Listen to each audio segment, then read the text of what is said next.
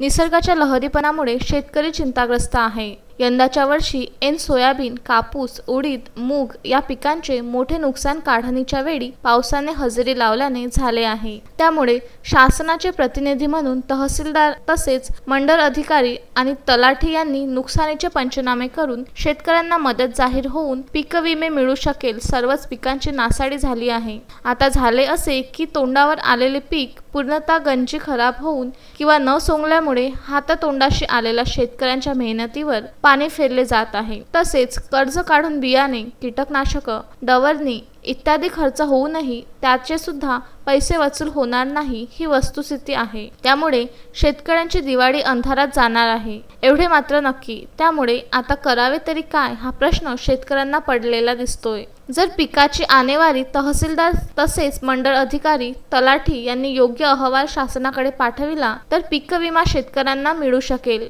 व त्यांची दिवाळी आनंदात साजरी होऊ शकते। पण हे फक्त आणि फक्त आणेवारी जाहीर केल्यानंतरच शेतकऱ्यांना दिलासा मिळणार आहे। यावर्षी आम्ही कर्ज काढून आणि पयाटी आणि सोयाबीन टाकलं। यावर्षी काहीच पिकून नाही राहिलं, काही अंदाज नाही कर्ज कसं मिळावं बँकेचं। आणि 30-40 हजार रुपये 50,000 उचलले यावर्षी, पयाटीला लावले। आतापर्यंत काही नाही भेटलं आम्हाला। आतापर्यंत फक्त 40 किलोचा रेचा निघाला आणि बोंडी खराब झाले आणि पयाटी खराब झाली। आणि त्याच्यानंतर पाणी बसन झालं, पाणी आहे वावरात आणि पाणी असल्यानंतर पुरं फेरबी नाही चालू दिलं आणि खातं नाही मारलं। खातं मारल्यासारखं दिलं खात आज 2 डाव, एक बार डबल मारत होतो 3 बार, तेही नाही मारलं आणि फेरबी चालू दिला नाही पाण्याच्या पायनं। या पयाटीला कमसे कम 30-35 हजार रुपये लागून गेले आतापर्यंत, पण 10 हजाराचा कापूस आला नाही आतापर्यंत घरापर्यंत। आणि काय करा, आत्महत्या करायची। आम्ही थोडं इरीसाठी बी आत्महत्यासाठी आम्ही अर्ज दिला आणि अर्ज देऊन बी आमची इर बांधकाम केलं नाही।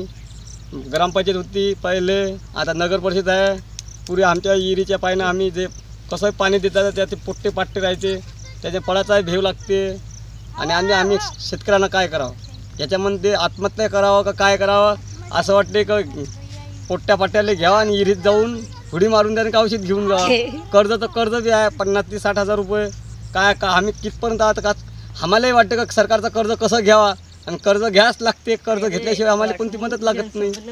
आणि आता कर्जवाले बँकवाले काय करण, आमच्या छात्यावर बसन का काय करण।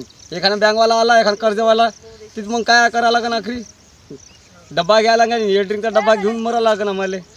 मग तेव्हा सगळे पैसे भेटन, नाही का आता जिवंत आहे तर कोणी विचारत नाही कोणाला।